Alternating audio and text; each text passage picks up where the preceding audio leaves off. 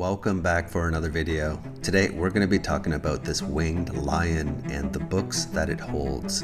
And I'm going to be introducing an alternative theory, so should be interesting.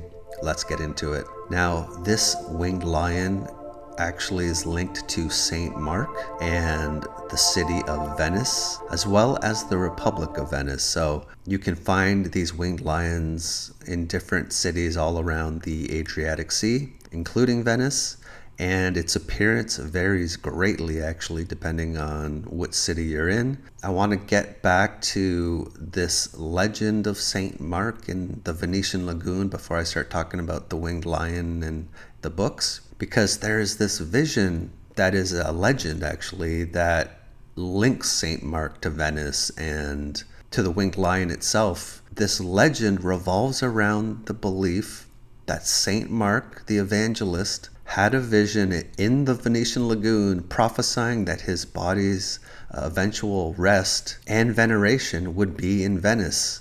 And the vision associated with the winged lion became a cornerstone of Venice's identity and its claim to St. Mark's relics. So there's a lot going on with nothing more than a legend and the lagoon and St. Mark. And why I find that all very interesting is because they have actually found an ancient Roman road and artifacts discovered at the bottom of the Venice lagoon. Beneath the murky waves of the Venice lagoon, researchers have discovered the remains of an ancient Roman road. And I find that very interesting because we're told that the founding of Venice, and they get very specific with the day even, but they say it happened in 421 AD. And while the Western Roman Empire was being invaded by opposing barbarians and armies, people were fleeing to the north and a lot of people settled in Venice. That's the narrative. But this discovery proves that there was already a pre-existing Roman settlement there.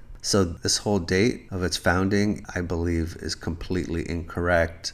And what I want to point out here just real quickly is you have Venice here in Italy, and approximately 150 miles or so, maybe a little less, there is another site called Volterra. And this is the site where they found in 2015 a previously unknown Roman amphitheater. And it was found under several meters of soil.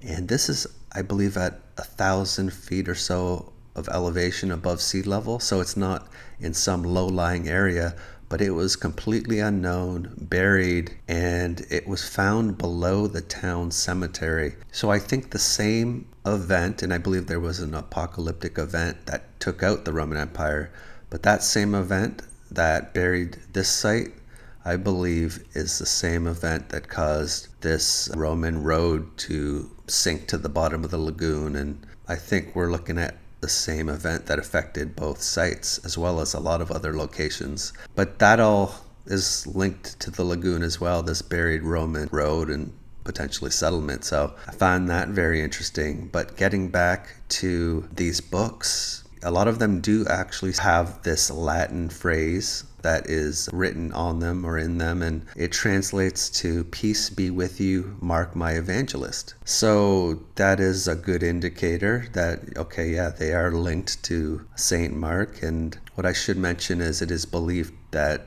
the book is also a representation of the Gospel of Mark, one of the books of the Bible, New Testament, one of the four Gospels. Okay, so what is my issue? Well, one thing is that this phrase, which translates to, again, "Peace be with you, Mark my evangelist," that phrase, it's not in the Bible. It's literally taken from a medieval legend. So it just seems odd that you'd have this phrase that's not even in the Bible, linked to this book. So that was odd. And when you start really looking at a lot of these depictions of these books and this Latin phrase, it almost looks like, in this instance, it was written in the book after the fact. Like, I'm just looking at the overall sculpture here, and then I'm looking at the proficiency of how these letters were added to this book, and it just seems like this may have been done after the fact, at least in some cases. And here's another representation of this winged lion, and you have again what looks just to be somebody after the fact. At least in this case, somebody after the fact has come and added this Latin phrase, at least in part. That's what it looks like to me anyway. And in some cases, there's actually nothing on the books.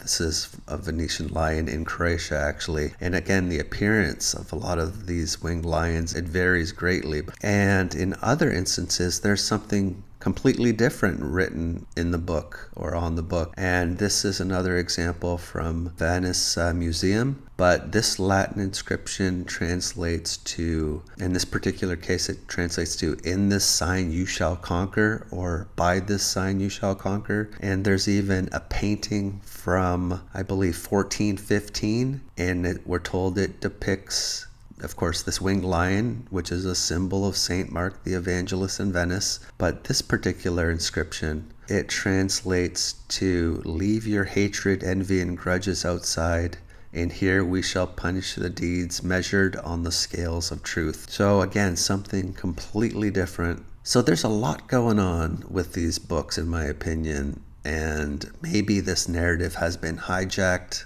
and maybe it's all just been linked back to Saint Mark after the fact. Again, it's a theory. So now I want to get into the fact that these books are sometimes open and sometimes they're closed. The books, typically they're open, but sometimes they're actually closed. And when you look up the mainstream narrative, there are a few different interpretations, but if I was going to just simplify a lot of these explanations, typically when you have an open book, it symbolizes times of peace, while a closed book and a sword in its paws symbolizes a state of war. And I've also seen explanations that say if you find this winged lion with an open book in a city outside of Italy, in, for instance, Croatia or Slovenia, it might mean that that city surrendered to the Republic of Venice peacefully. So there's several different narratives, but a lot of them seem to revolve around open book means peace, and a closed book symbolizes hostilities or state of war. But I have another view on this, because there's actually an interesting set of end time prophecies that are described in the Old Testament, in the book of Daniel, actually. And